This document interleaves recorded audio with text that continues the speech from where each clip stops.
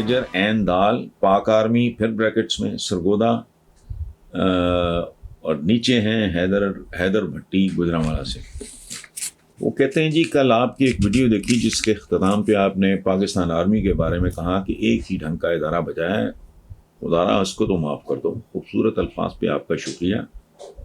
تو sir please اپنے اس جملے پہ کچھ مزید بولیں۔ میرے صاحب تھینک یو ویری مچ۔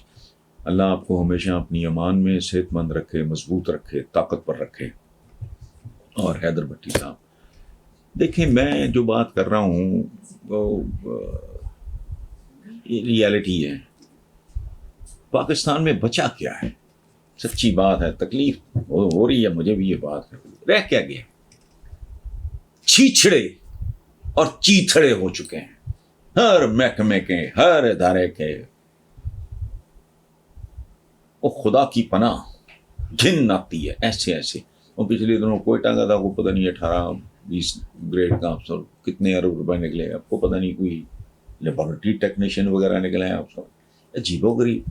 پٹواریوں کی 3 بیویاں ہیں، ان کے پاس قیمتی گاڑیاں ہیں، فلانا، یہ سارا کچھ ہے، گند بلا۔ تو ایک ادارہ ہے، خدا کا واسطہ رہنے دو، ان پہ انگلی نہ اٹھاؤ۔ اور میرا ایک اور پرابلم ہے، مجھے پہلی سائیکل ملی تھی، میرے ایک کزن تھے، وہ 65 کی جنگ میں شہید ہوئے۔ پنجاب اسمبلی کی جو پیچھے سڑک ہے، میجر انوار الحق شہید، وہ میرے کزن تھے۔ تو میرا ان کے ساتھ بچپن میں ایک خاص طرح کا، جو چھوٹی عمر میں پہلی سائیکل مجھے، تو ظاہر ہے میرے لیے وہ بہت، وہ زندگی میں ایک ہی بار تکبر میرے میں بطور بچے کے آیا کہ فلپس کی گرین کلر کی اگر سائیکل ہو تو مجھے تو بندہ نہیں لگتا تھا۔ تو میرا اس ادارے کے ساتھ ایک اور طرح کا عشق ہے، محبت ہے اور لاجک ہے۔ They are the only ones. Civil servants کو بھی انہوں نے مطلب کیا بنا کے رکھ دیا ہے، نون لیگیوں وغیرہ نے اور ادھر پیپلز پارٹی والوں نے۔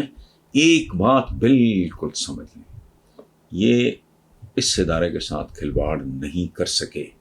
اگر کہیں تعلیم ہے، تربیت ہے، ڈسپلن ہے، قربانی ہے، کوئی نظام ہے، وہ صرف پاک فوج، باقی کہیں بھی کچھ نہیں رہ گیا۔